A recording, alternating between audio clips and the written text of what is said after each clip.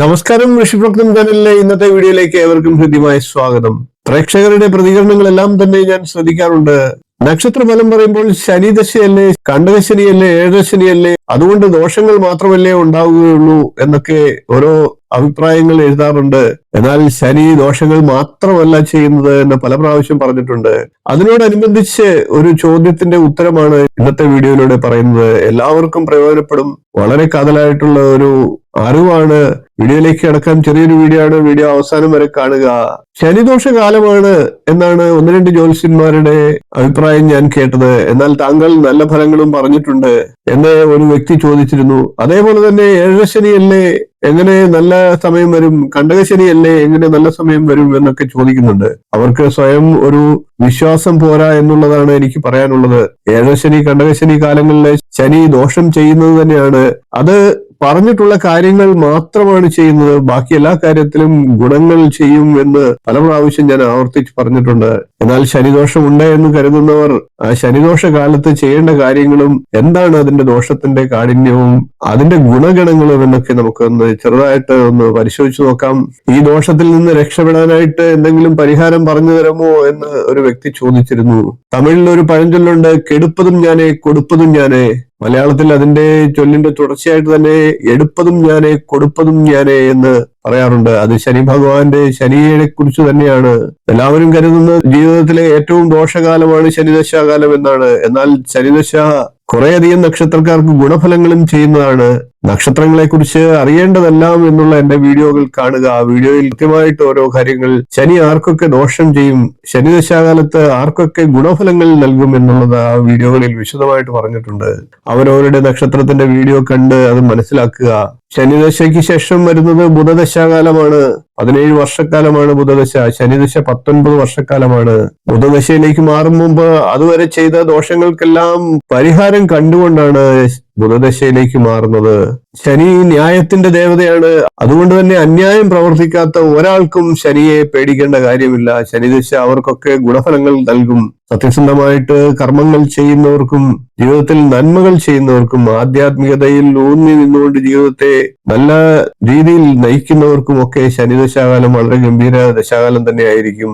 മുൻജന്മ പാപങ്ങളും ഈ ജന്മത്തിലെ കർമ്മദോഷങ്ങളും ദുരിതങ്ങളും എല്ലാം ശനിദശയിൽ തന്നെ തീർത്ത് മുന്നോട്ട് പോകാൻ നമുക്ക് സാധിക്കുന്നതാണ്. അതേപോലെ തന്നെയാണ് ഏഴശനി, കണ്ടകശനി തുടങ്ങിയ കാലങ്ങളും. നമ്മുടെ കർമ്മങ്ങളെ വളരെ ഗൗരവത്തോട് കണ്ടുകൊണ്ട് നല്ല സത്കർമ്മങ്ങൾ ചെയ്തുകൊണ്ട് ജീവിതത്തെ കരുപ്പിടിപ്പിക്കാനായിട്ട് ശനിദശയും ഏഴശനി, കണ്ടകശനി തുടങ്ങിയ സമയങ്ങളും നമുക്ക് ഉപകരിക്കും. ഇങ്ങനെയുള്ള സമയങ്ങളിൽ ദോഷപരിഹാരത്തിനായി ചെയ്യേണ്ട ഏതാനും ചില കാര്യങ്ങളെ നമുക്കൊന്ന് ഓർമ്മിക്കാം. ശനിയാഴ്ച ദിവസം ഹനുമാൻ സ്വാമി ക്ഷേത്രത്തിൽ ദർശനം നടത്തി വടമാല സമർപ്പിക്കുക. അതിനുശേഷം തൊട്ടടുത്ത ശനിയാഴ്ച വെറ്റിലമാല സമർപ്പിക്കുക. അതിനുശേഷം വരുന്ന ശനിയാഴ്ച ദിവസം വെണ്ണ സമർപ്പിക്കുക. ഹനുമാൻ സ്വാമി 8 പ്രദക്ഷിണം വയ്ക്കുക. ദോഷങ്ങൾ ഇല്ലാതാക്കി ഗുണഫലങ്ങൾ നൽകുന്നതിനായിട്ട് ഹനുമാൻ സ്വാമിയോട് പ്രാർത്ഥിക്കുക. ശനിയാഴ്ച ദിവസം നീല നിറത്തിലുള്ള പുഷ്പങ്ങൾ കൊണ്ടോ എള്ളുകൊണ്ടോ അർച്ചന നടത്തുക. 45 ദിവസം എള്ള് കിഴികെട്ടി തലക്കടിയിൽ വെച്ച് കിടന്നുകൊണ്ട് ആ എള്ളുകൊണ്ട് നേദ്യമുണ്ടാക്കി ഭഗവാനായിട്ട് സമർപ്പിക്കുക. അതിനുശേഷം സമർപ്പിച്ച പ്രസാദത്തെ സ്വീകരിക്കുക, കഴിക്കുക. ശനീശ്വരനെ നേരിട്ട് പ്രാർത്ഥിക്കുന്നതും വളരെ വിശേഷമാണ്. അതോടൊപ്പം തന്നെ ശാസ്താവിനെയും വിഘ്നേശ്വരനെയും പ്രാർത്ഥിക്കുന്നത് ശനിദോഷത്തെ പൂർണ്ണമായിട്ട് ഇല്ലാതാക്കുന്നതിന് സഹായിക്കും. ശാസ്താവിന്റെയും ഗണപതിയുടെയും ക്ഷേത്രങ്ങളിൽ ദർശനം നടത്തുന്നതും ശനിദോഷത്തിന് ശാശ്വത പരിഹാരമാണ്. അതാത് ക്ഷേത്രങ്ങളിലെ പ്രത്യേകമായിട്ടുള്ള വഴിപാടുകൾ ചെയ്യുക. ശനിപ്രീതിക്കായിട്ട് ശനീശ്വര മന്ത്രത്തെ ജപിക്കുക.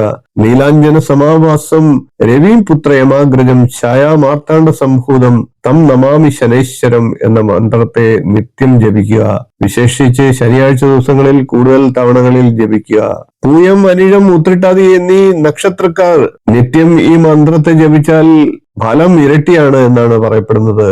കൂടാതെ മകരം, കുംഭം രാശികളിൽ ലഗ്നമായിട്ട് ജനിച്ചവർ, മകരക്കൂറിലും കുംഭക്കൂറിലും ജനിച്ചവർ, അതായത് ഉത്രാടത്തിന്റെ 1/4 ഭാഗം, തിരുവോണം, അവിട്ടം, ചതയം, പൂരിട്ടാതി 1/4 ഭാഗം എന്നീ നക്ഷത്രക്കാരും ഈ പറഞ്ഞ നീലാഞ്ജന സമാവാസം എന്ന മന്ത്രത്തെയോ അല്ലെങ്കിൽ ശാസ്ത്ര മന്ത്രങ്ങളെയോ ഹനുമാൻ സ്വാമിയുടെ മന്ത്രങ്ങളെയോ നിത്യം ജപിക്കുക. ദോഷഫലങ്ങൾ തീർച്ചയായിട്ടും ഇല്ലാതാകുന്നതാണ്. ഇനി ആരും തന്നെ ശനിപ്പേടി കൊണ്ട് ദോഷത്തെ വിളിച്ചു വരുത്താതിരിക്കുക. മനസ്സിന്റെ ആദി തന്നെയാണ് ഏറ്റവും പ്രധാനം. ശനിയാണ്, ഏഴര ശനിയാണ്, കണ്ടകശനിയാണ്, ശനിദശാകാലമാണ് എന്ന് ഭയന്നിരുന്നാൽ തീർച്ചയായിട്ടും ആ ഭയത്തിലൂടെ നിങ്ങളുടെ ദുരിതങ്ങൾ വർദ്ധിക്കുന്നതാണ്. ശനി ഭഗവാനെ മനസ്സുകൊണ്ട് പ്രാർത്ഥിച്ചുകൊണ്ട് ഈ കാലവും കടന്നു പോകും, അല്ലെങ്കിൽ ഈ കാലം എനിക്ക് ഗുണകരമായിട്ടുള്ള പല കാര്യങ്ങളും ലഭിക്കുന്നതിന് സഹായിക്കും എന്ന് മനസ്സുകൊണ്ട് ഉറപ്പിച്ചു വിശ്വസിക്കുന്നവരെ ശനി ഭഗവാൻ കൈവിടില്ല. ശനി ഭഗവാൻ ന്യായത്തിന്റെ ദേവതയാണ്. ന്യായത്തിന്റെ മാർഗത്തിൽ ചരിക്കുന്നവർക്ക് തീർച്ചയായിട്ടും ഗുണഫലങ്ങൾ നൽകുന്നതാണ്. ഭഗവാൻ ക്ഷിപ്രപ്രസാദിയും കൂടിയാണ്. അതുകൊണ്ട് വിളിക്കുന്നവർക്ക് അദ്ദേഹം വിളിപ്പുറത്താണ് എന്ന് ഉറപ്പു പറഞ്ഞുകൊണ്ട് വീഡിയോ നിർത്തുന്നു. വീഡിയോ ഇഷ്ടപ്പെട്ടെങ്കിൽ ഒന്ന് ലൈക്ക് ചെയ്യുക, ഷെയർ ചെയ്യുക, ചാനൽ ഒന്ന് സബ്സ്ക്രൈബ് ചെയ്യുക, നിങ്ങളുടെ അഭിപ്രായം കമന്റായിട്ട് അറിയിക്കുക. ഇനിയും ഇതുപോലുള്ള നല്ല നല്ല വിഷയങ്ങളുമായി നമുക്ക് വീണ്ടും കാണാം. നന്ദി, നമസ്കാരം, ശുഭദിനം.